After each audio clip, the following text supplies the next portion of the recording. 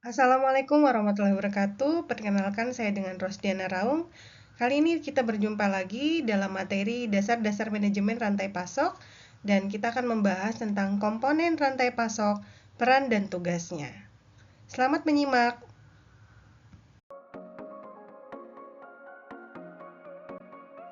Rantai pasok adalah jaringan perusahaan atau organisasi yang bekerja sama untuk menghasilkan dan mendistribusikan produk atau jasa dari pemasok bahan baku hingga konsumen akhir.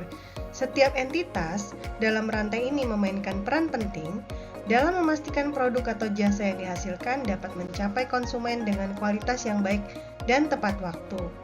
Nah, setiap komponennya dalam rantai pasok ini memiliki peran yang sangat penting dalam memastikan bahwa produk sampai ke tangan konsumen dengan kualitas yang baik, dalam jumlah yang tepat, dan tepat waktu.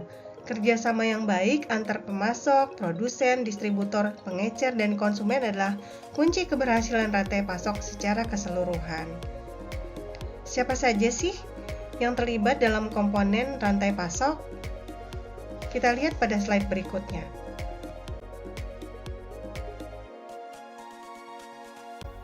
Berikut adalah diagram supply chain atau rantai pasok.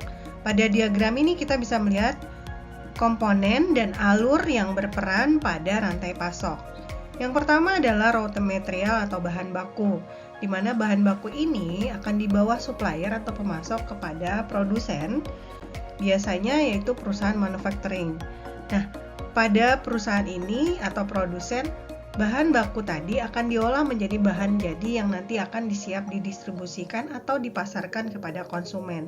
Namun sebelum itu, dari produsen, bahan jadi tersebut akan dibawa oleh distributor, kemudian nanti didistribusikan kepada pengecer atau retail. Dan ketika produk itu siap dijual, maka konsumen akan membelinya pada komponen pengecer atau retail. Mari kita lihat peran dan tugas komponen-komponen dari rantai pasok atau supply chain. Yang pertama adalah pemasok. Pemasok atau yang dikenal dengan supplier adalah entitas, baik individu maupun organisasi, yang menyediakan bahan baku, komponen atau layanan yang diperlukan oleh produsen untuk menghasilkan produk jadi. Mereka bertanggung jawab untuk memastikan bahan baku atau komponen yang disediakan memiliki kualitas sesuai spesifikasi dalam jumlah yang tepat dan dikirimkan tepat waktu. Siapa saja yang meminta spesifikasinya, yaitu adalah perusahaan manufacturing. Kemudian prosesnya adalah yang pertama mengidentifikasikan kebutuhan bahan baku yang diperlukan oleh produsen atau perusahaan manufacturing. Kemudian memproduksi atau menyediakan bahan baku sesuai dengan spesifikasi yang diminta. Lalu mengirimkan bahan baku tersebut ke produsen dalam jumlah yang sesuai dengan pesanan dan pada waktu yang telah disepakati. Adapun outputnya adalah bahan baku yang berkualitas yang siap dikirim ke produsen.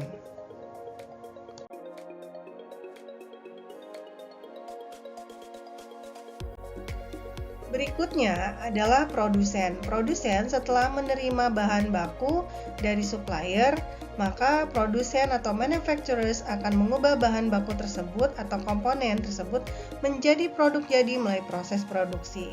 Mereka bertanggung jawab atas efisiensi proses produksi, pengendalian kualitas, dan pengelolaan biaya produksi.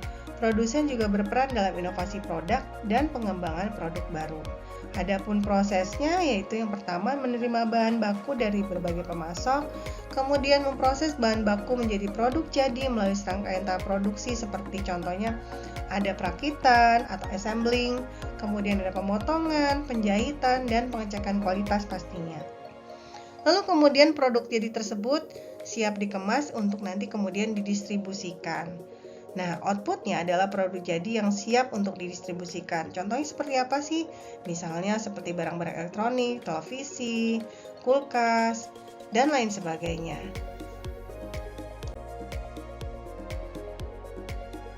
Langkah selanjutnya yaitu pada komponen penyalur atau distributor, di mana distributor ini sudah menerima barang jadi dari manufacturers. Distributor bertindak sebagai perantara antara produsen dan pengecer. Mereka bertanggung jawab untuk mendistribusikan produk ke berbagai titik penjualan. Distributor biasanya memiliki jaringan distribusi yang luas dan dapat menjangkau pasar yang lebih luas daripada yang dapat dilakukan oleh produsen secara langsung. Mereka juga mengelola penyimpanan produk dan pengolahan inventaris di berbagai lokasi distribusi. Dan ini menyesuaikan dengan pesanan-pesanan dari pengecer di setiap daerahnya. Dan tidak hanya terbatas pada daerah-daerah seperti domestik, tapi juga sampai ke internasional. Nah, adapun prosesnya, yang pertama, mereka menerima produk jadi dari produsen, lalu mengelola penyimpanan dan pengaturan inventaris produk di berbagai gudang, lalu kemudian mengatur pengiriman produk ke pengecer di berbagai lokasi atau negara. Kemudian mengoptimalkan jalur distribusi untuk efisiensi biaya dan waktu. Kemudian outputnya, yaitu produk jadi yang sudah tersebar di berbagai titik penjualan melalui pengecer.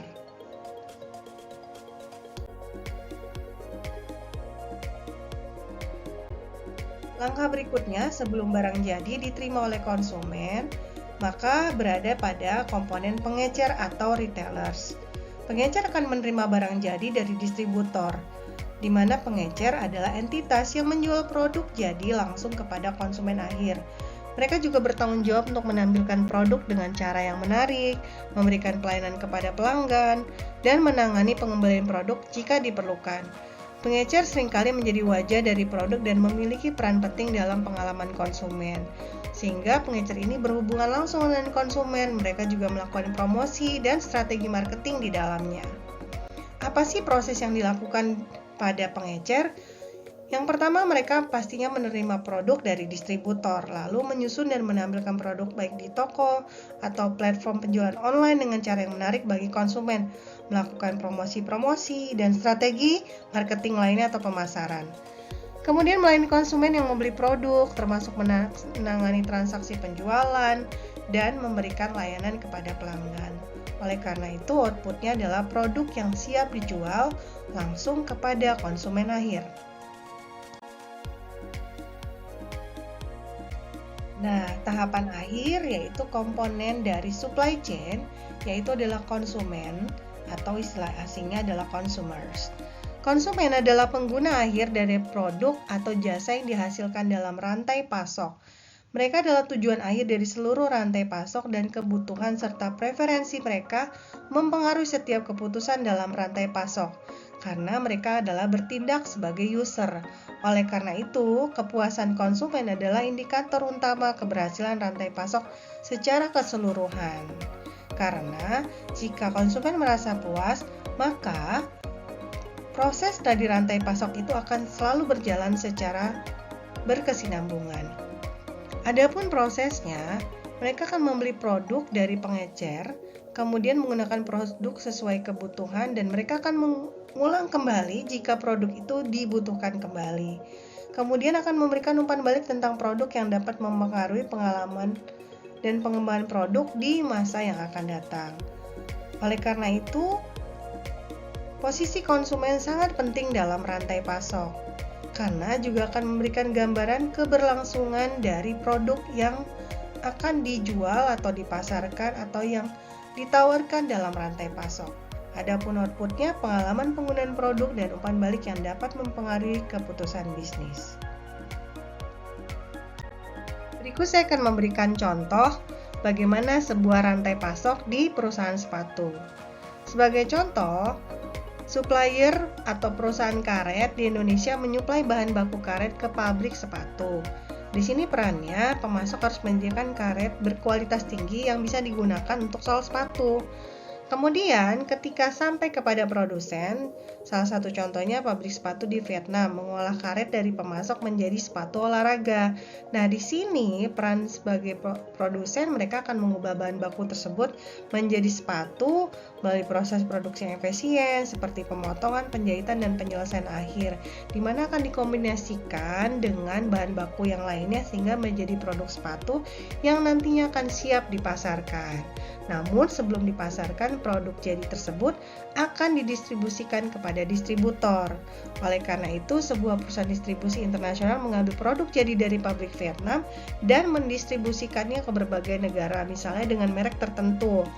Kemudian, Tugas distributor di sini mengolah pengiriman, penyimpanan, dan distribusi sepatu ke berbagai pengecer di seluruh dunia. Lalu ketika produk-produk tersebut akan dipasarkan, maka disinilah peran pengecer bertugas. Salah satunya misalnya contoh toko sepatu di Mall Amerika Serikat yang menjual sepatu kepada konsumen. Nah, di sini perannya menyediakan sepatu kepada konsumen dengan menampilkan produk secara menarik dan memberikan pelayanan pelanggan yang baik. Dan terakhir, ketika konsumen, yaitu salah satunya contohnya seorang pelanggan membeli sepatu dari toko untuk digunakan dalam kegiatan olahraga. Dan perannya menggunakan produk akhir dan memberikan umpan balik yang dapat mempengaruhi keputusan bisnis di masa yang akan datang. Seperti misalnya kualitas dan desainnya menarik, produknya bagus, kualitasnya juga bagus, sehingga konsumen merasa puas. Sehingga kedepannya konsumen tersebut akan memberi produk itu kembali dengan mungkin model yang berbeda-beda. Dan demikian seterusnya berlangsung. Manajemen rantai pasok yang efektif sangat penting untuk keberhasilan perusahaan di pasar yang kompetitif. Jadi, manajemen rantai pasok ini sangat berperan dalam mengefisiensikan, dalam menentukan keberhasilan perusahaan. Dengan memahami dan mengoptimalkan setiap komponen rantai pasok, perusahaan dapat meningkatkan efisiensi, mengurangi biaya, dan meningkatkan kepuasan pelanggan pastinya.